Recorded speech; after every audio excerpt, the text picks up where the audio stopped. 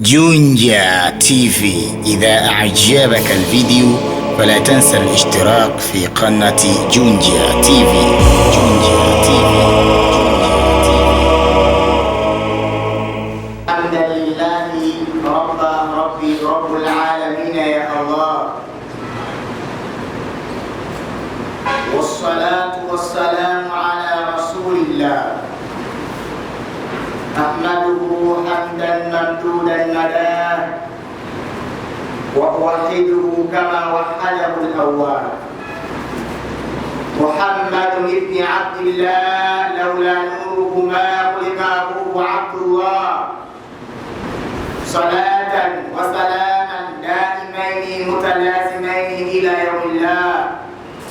يا من أوضحت لي مناهج الهداية وأزحت عن بصري غشاوة الغوايا، ما المسرد عنها بأعلم من الرواية، وما الريح عن الراية أقوى من الهوائية.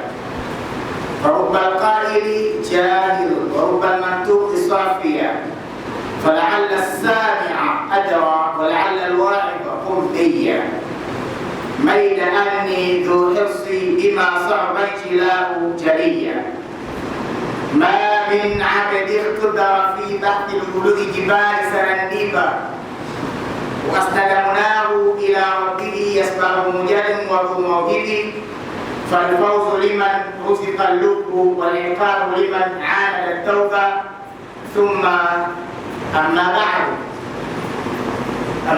kumshukuru Allah tabaraka wa taala na kuzitaka ziada za kheri zimwendee mtukufu wa daraja, naye si mwingine ni Bwana Mtume Muhammadin sallallahu alayhi wasallam.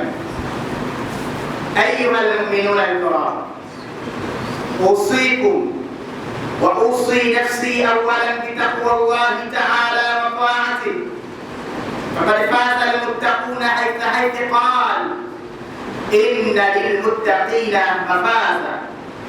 Ndugu zangu katika imani, kwanza kabisa nichukue fursa ya kuwahusia pamoja na kuhusia nafsi yangu suala zima la kumcha Allah tabaraka wa taala, kwani waja wa Allah tabaraka wa taala hata siku moja hawajapata kukaa wakawa wanahusiana jambo lilokuwa bora kuliko hili la kumcha Allah tabaraka wa taala. Hivyo basi tunasema wala tamutunna illa wa antum muslimun. Ibadallah, enyi waja wa Allah tabaraka wa taala, baada ya wasia huo mzito, wasia wa uchamungu, ndugu zangu katika imani, kwanza kabisa kila mmoja awe makini kusikiliza hotuba na ayajue malengo ambayo yamemleta katika msikiti wetu huu.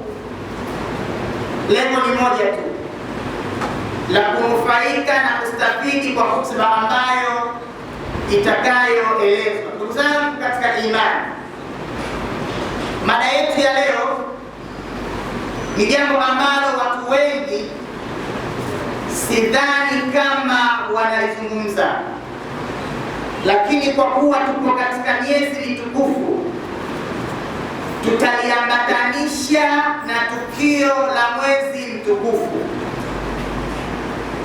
tukio ambalo Bwana Mtume Muhammad sallallahu alayhi wasallam kupitia tukio hilo alitufundisha mambo mengi sana. Ibadallah, Allah akituwafikisha tutaeleza kuhusiana na faidatun naumi wa khasaratun naumi fi shahr Rajab, faida za kulala, faida za usingizi na hasara za usingizi katika mwezi wa Rajab. Pamoja kitu usingizi ni kitu ambacho kinamgusa kila mtu na kinagusa kila ego.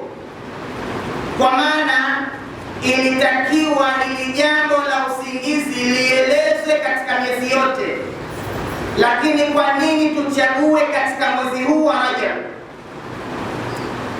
Mwenyezi Mungu anasema kwa kuonesha ubora wa mwezi huu wa Rajab katika sura At-Tauba aya ya 36, baada a'udhu billahi minash shaitanir rajim, bismillahir rahmanir rahim. Allah maneno kayaakidisha na inna iddata shuhuri inda Allahi 12 shahra fi kitabillah yawma khalaqa as-samawati wal arda minha arba'atun hurum dhalika ad-dinul qayyim fala tadhlimu fihinna anfusakum. Pigia mstari al-aya, fala tadhlimu fihinna anfusakum. Hii ndio sehemu ambayo inaweza ikatufanya mada yetu igande hapa. Hasara za kulala na faida za kulala ndani ya mwezi wa Rajab. Allah anasema katika Qur'ani, hakika idadi ya miezi kwa Allah